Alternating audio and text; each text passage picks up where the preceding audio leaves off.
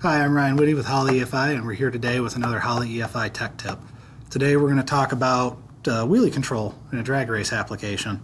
A lot of times wheelies are your biggest enemy because you're always trying to balance weight and power, especially on a limited tire car. And having a way to control that or to help you avoid flipping the car over or having a catastrophic event happen is always a good thing, and this is just one quick way I'm going to show you how to do it. One of the key features of wheelie control is you have to have a ride height sensor, and it needs to work. So the Racepak laser ride height sensor it's a little sensor about this big that just has a little optical eye on the bottom of it that points at the ground, and it's using the laser to measure how far away from the ground it is at all times. So when you mount it, you'll affect this reading, this 3.5 at ride height here, by where you mount it. So that means it's physically mounted to the car, and the eye of the sensor is 3.5 inches off the ground. I'm rounding a little, it's 3.4. So what you want to do is make sure you have that set at a low enough point that you have enough range when the car comes up that it reads the full range of 14 inches.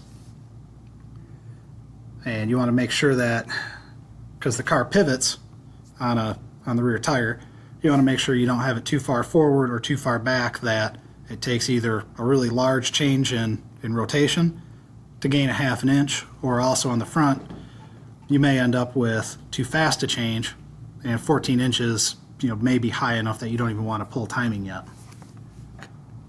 We have a drop down for it in the software, so all you need to do, wire up power and ground, put a 5-volt signal into the ECU, and then select the right drop down here, Racepak laser height sensor.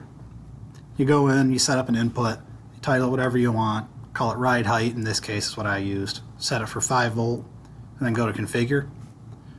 And we have in the version 5 software we added it, the Racepak laser height sensor, and it's a direct drop down. It automatically scales it for you, gives you the right increment in inches, and then from there you go over to an advanced table. You can use a 1D, and you enable the table, title it what you want, in this case wheelie control.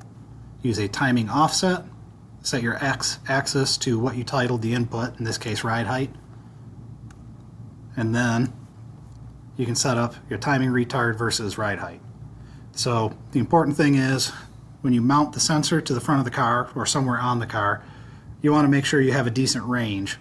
So there's a 14-inch range on the ride height sensor. Having it somewhere in the 2 to 6 or even 8-inch range from the ground at ride height is important, because if you have it sitting at 12 inches, you only got 2 inches of travel before the sensor's out of range. So in this case, ride height is around 8 inches on the car. Excuse me, it's not around 8 inches. Ride height's somewhere around here at 2.8. And then what they'll do is they'll allow the front end to come up to about 8 inches before they start removing timing. After that point, they'll start ramping timing out fairly quickly to try to bring the nose back down. In practice, it looks something like this. So we got a lot going on here. Green line is TPS, so you can see right here, you came up on the TPS, or on the 2-step, banged out the 2-step, let go of the trans brake, up comes engine RPM, ride height shoots up, ramps down a little here, comes back up. The yellow lines here are the wheelie control activating. I'm actually going to change the color so we can see that.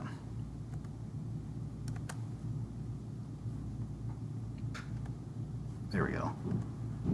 So the yellow line is the wheelie control activating to try to keep the front end down, and you can see it actually starts to make the front end bobble right there and try to hold it right as the shifter activates right here, and it drops into the next gear, and that sets the nose down finally. But you can see it was starting to control and try to stop the rise of the ride height. It really, that's how you set this up, is you figure out what your actual ride height is here, 3.48 inches on this car. You need to figure out how high you're comfortable with the front end coming up before you pull timing out, and then from there you need to work on how much timing you need to pull out to keep it down. So there's no real set number to use for any of that. It kind of comes down to what you have for total timing in the motor and how sensitive it is to removal of timing. Some engines, 1 degree will make a big difference and set the nose down. Other cars need something more like 5 or 10 degrees. I mean, that's all there is to wheelie control. It's a lot of tuning. Setup's very simple. I'm Ryan Whitty with Holley EFI, and that's another tech tip. If you have any suggestions for us, go ahead and put it in the comments or contact us on Facebook.